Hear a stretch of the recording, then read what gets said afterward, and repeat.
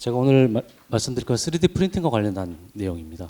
우리가 AI다 또 3D 프린팅이라고 해서 현실적으로 우리에게 다가오는 기술적인 영향은 상당히 큽니다.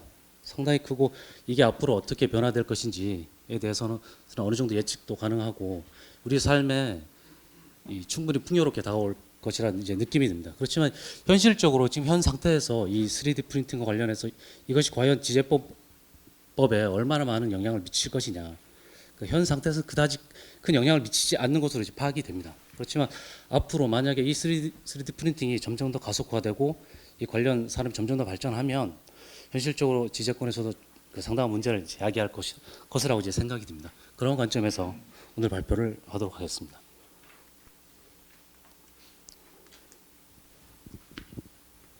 우선 앞에 보시면 3D 프린터로 만든 패션입니다.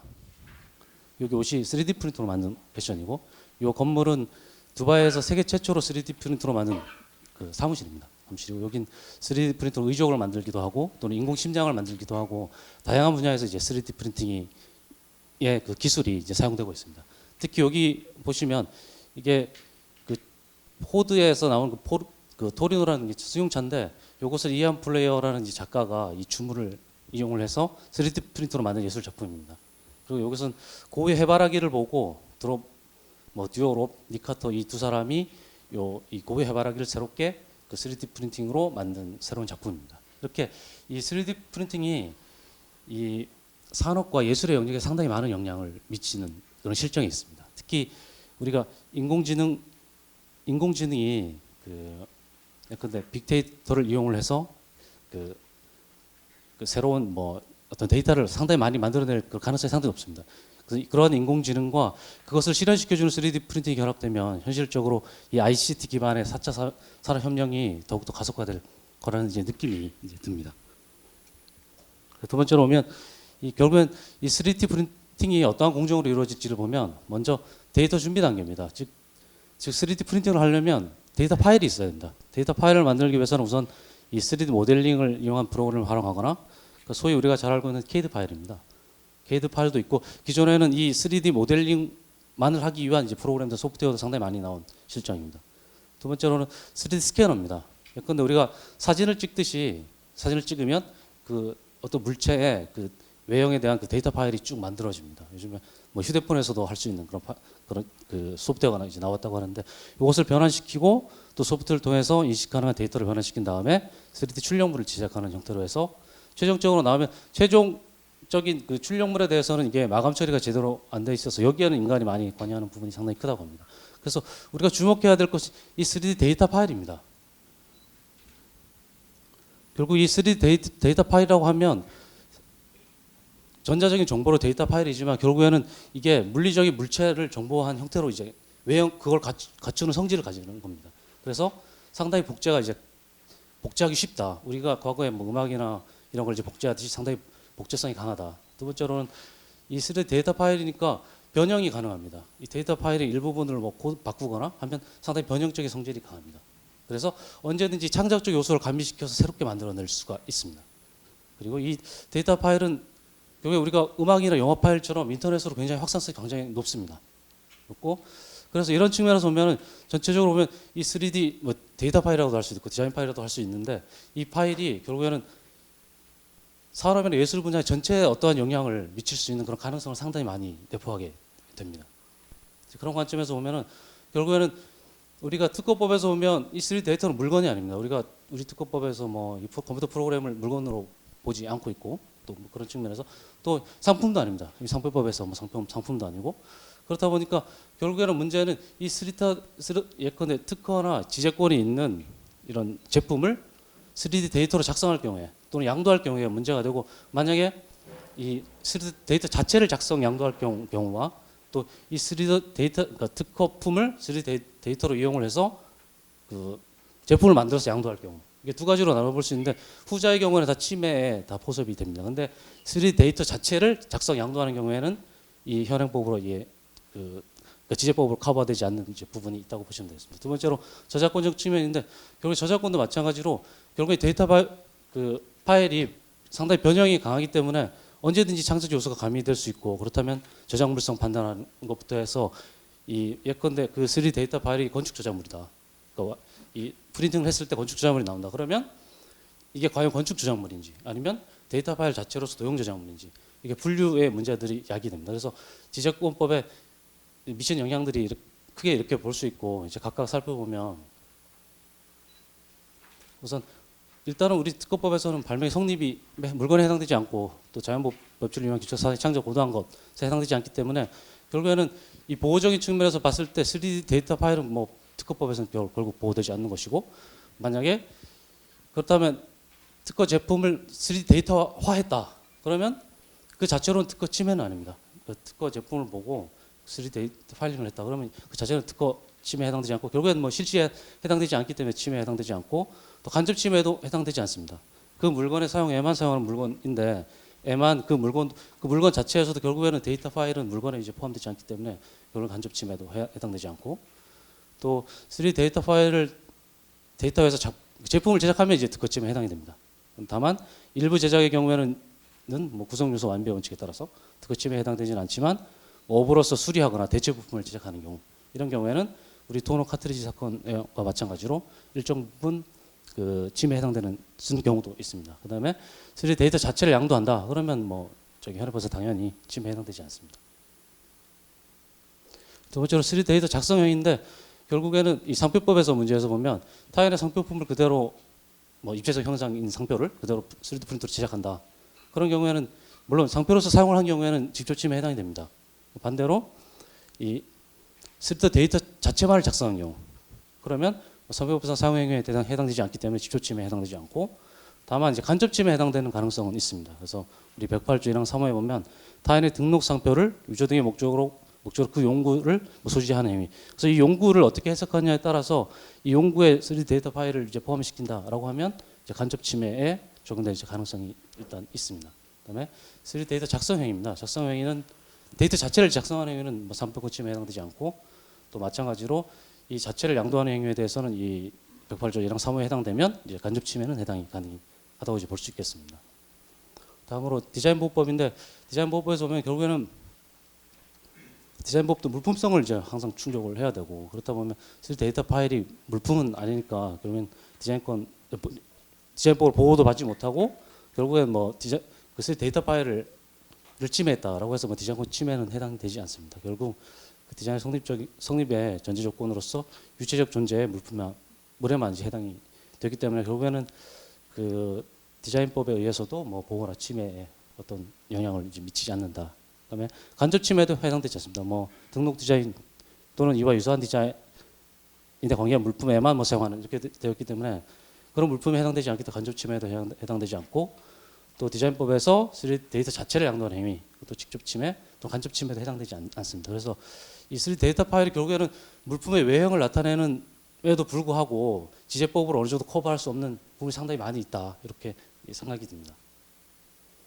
두 번째로 이 부정경제방지법에서 보면 결국에는 주지상품 형태를 동일한 형상을 3D 데이터로 이제 작성하는 경우인데 이 경우에도 뭐 이 부경법에서도 상품은 결국 유체물에 한정이 되고 뭐 최근 무체물도 포함되는 견해가 일본에서 등장하고 있기도 합니다.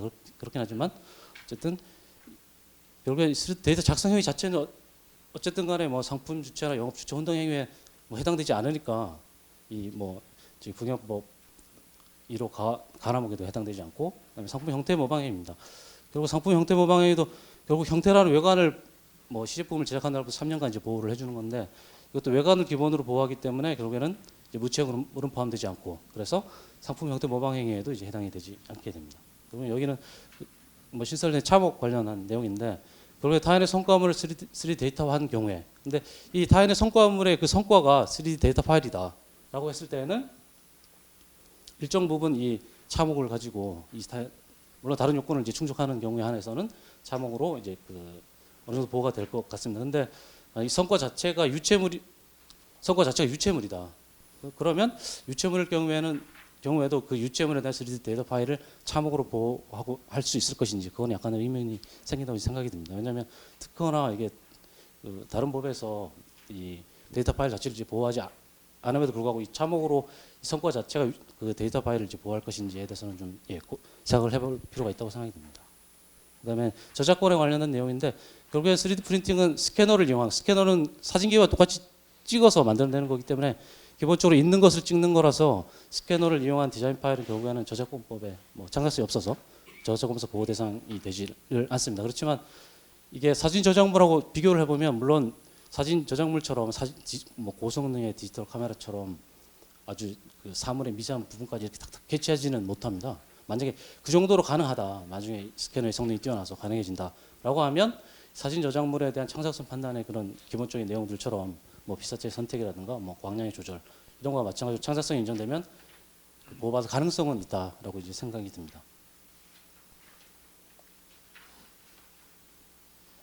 그다음에 CAD를 이용한 디자인 파일입니다. CAD를 이용한 것은 피사체를 찍어서 하는 것은 아니고 직접 CAD로 이제 그 작성을 해서 디자인을 해서 하는 거니까 기본적으로 저작권으로 이제 보호가 가능한데 이 CAD 프로그램을 이용했을 때 그 속에 뭐 기본적인 그 템플릿 파일이 있습니다. 이걸 이용한 경우에도 창작성이 긍정될 것인지가 이제 문제되긴 한데 보통 뭐 디자인하는 분들이라면 이 기본적인 템플릿을 이용해서 새로운 이제 저작권을 보호받을 정도의 이제 템플릿을 제작하는 것도 이제 가능하다 이렇게 생각이 듭니다. 그다음에 이 분류상의 문제입니다. 이 데이터 파일이 결국 프린팅 했을 때 뭐가 나올 것인지, 근데 뭐 건물인지 아니면 뭐 도형인지 아니면 뭐 거기에 따라서 이게 건축 저작물에 해당될 것인지 도형 저작물에 대해서 해당될 것인지 아니면 컴퓨터 프로그램 저작물에 해당될지가 문제가 됩니다. 속성에 따라서. 그래서 살펴보면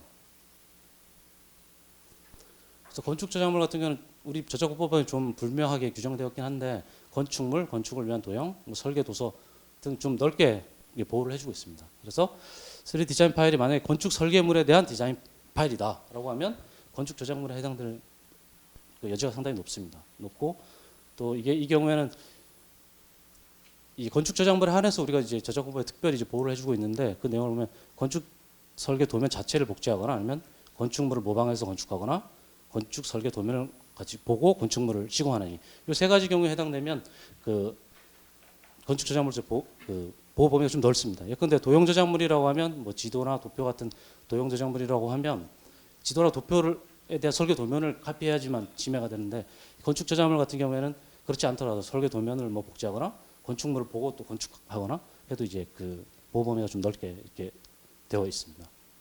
그래서 기본적으로 그 3D 데이터 파일 도형 저작물이라고 이제 보시면 되고 거기에서 이제 출발을 해서 보면 또 컴퓨터 프로그램 저작물에도 해당될 수 있지 않을까 이런 생각을 해봤는데 결국 3D 디자인 파일은 컴퓨터로 생성되는 저작물이면서 일종의 프로그램 산출물입니다. 그런데 우리가 보통 컴퓨터 프로그램 하면 소스 코드와 뭐 목적 코드 두 개로 나눠지고 그 소스 코드를 컴파일링하면 목적 코드가 나오는 형식으로 돼서 결국에는 프로그램 코딩 작업이 이제 필요한데 3D 디자인 파일은 코딩 작업은 이제 필요가 없습니다. 그 두 가지가 이제 차이가 있긴 한데 결국 그 대법원에서 2001년 판결을 보면 컴퓨터 글자체 그러니까 글자체 파일에 대해서 그 글자꼴 화면에 출력하거나 인쇄 또는 출력하기 위한 프로그램을 인정을 했습니다. 그렇다고 보면 3D 디자인 파일도 결국 3D 프린팅을 통해서 출력을 가능하고 또 다른 프로그램과 연결시켜서 한다고 보면 이 대법원의 이런 판결의 취지를 따라서 적용시켜 본다고 하면 결국엔 3D 디자인 파일도 컴퓨터 프로그램을 볼 수 있는 여지가 상당히 있지 않을까 이런 생각도 한번 해봤습니다. 그리고 이 공정 이용 관련한 문제인데 결국엔 변형성이 상당히 높다 보니까 이게 공정 이용인지 변형해서 이용했을 때 공정인지 아닌지가 상당히 이제 여러 가지 이제 판단 요소가 됩니다. 근데 그 중에서 가장 중요한 게 이 공정 이용에 긍정되는 부분에서 결국 공정 이용의 목적이나 성격이 가장 중요합니다. 그 중에서도 이 변형적 이용이라든가 생산적 이용에 해당되는지 여부 이게 가장 중요한 요소가 됩니다. 그래서 미국의 뭐 레벨 사건에서는 저작물 변형적인지를 가장 고려해서 공정 이용 테스트를 해야 된다. 뭐 이런 판결도 있고 결국에는 저작권 법의 목적은 결국 변형 저작물의 창조에서 비롯된다라고 해서 좀 그 공정 이용에 대한 변형성, 공정 이용 긍정하는 요소로서 변형성을 상당히 이제 중시하는 그런 게 돼 있고 최근 그런 판례를 보면 그 제2항소법원에서 보면은 그 타인의 사진을 좀 변형해서 도용한 그런 사건인데 거기에서 한 30개의 시각 저작물 중에서 25개 작품에 대해서는 공정 이용에 해당된다라고 이제 판시한것도 있었습니다. 여기 보면 이게 저작권법 보면 왜 노티스 앤 테이크 다운이라고 해서 뭐 불법 저작물이 인터넷에 올라오면 뭐 내 저작물이 여기 올라왔다고 통보를 하고 그러면 OSP가 이걸 뭐 내리고 하는 그런 절차인데 이 사건에 보면 왜 HBO에서 왕자의 게임이라는 그 드라마가 있습니다. 거기에 드라마 보면 거기 나오는 이제 왕자가 요건데 요걸 보고 요걸 3D 데이터 파일로화해서 이 아이폰 5의 용 거치대를 이제 만들었습니다. 만들어가지고 요 모델링을 해서 인터넷에서 판매한 그런 사건인데 물론 요거는 타인의 저작권을 침해하는 행위가 맞습니다. 맞긴 한데 그렇다고 하더라도 결국에는 이렇게 그 손쉽게 이 3D 디자인 파일을 만들어낼 수 있으니까 결국에는 이 시스템에 상당한 부담을 주는 사례로 이제 볼 수 있겠다. 그다음에 두 번째로 이것은 저기 이 펜노즈 삼각형입니다. 이 삼각형인데 요것은 누가 이제 유튜브에 올렸습니다. 요 또한은. 근데 어떤 작가가 이걸 보고 이제 모델링을 해서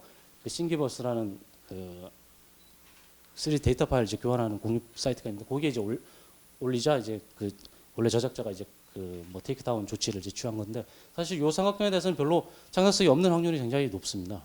이렇게 창작성이 없는 거에 대한 이제 3D 데이터 파일이 많이 유통될 확률도 높고 우리 저작권법에서 결국엔 이 그 노티스 앤 테이크다운 그 통지를 할 때 결국엔 창작성 판단을 저작물성 판단을 안 하고 하기 때문에 바로바로 이제 그 중단시켜 줍니다. 그렇다 보면 결국에는 이 복제 중단 조치에 상당히 그 부담을 가중시키지 않을까 이런 생각을 많이 해봤습니다.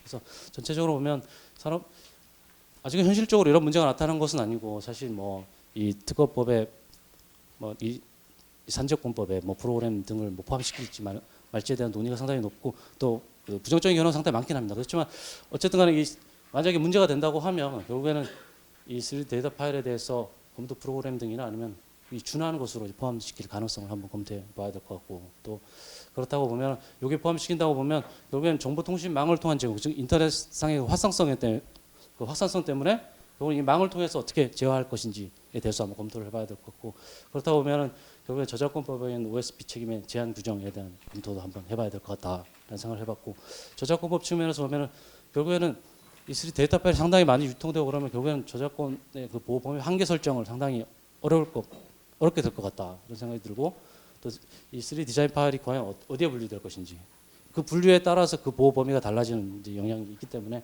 한번 생각해 봐야 될 것 같다. 그다음에 변형적 성질 때문에 공정이용 판단을 어떻게 해야 될 것인지 그다음에 또 103조의 그 복제 중단 조치에 부담이 상당히 가중되는데 여기에 대해서 OSP에 대해서 어느 정도 뭐 책임을 경감을 시켜줘야 될 것인지 이런 것들에 대해서 한번 살펴보았습니다. 이상으로 발표를 마치겠습니다. 감사합니다.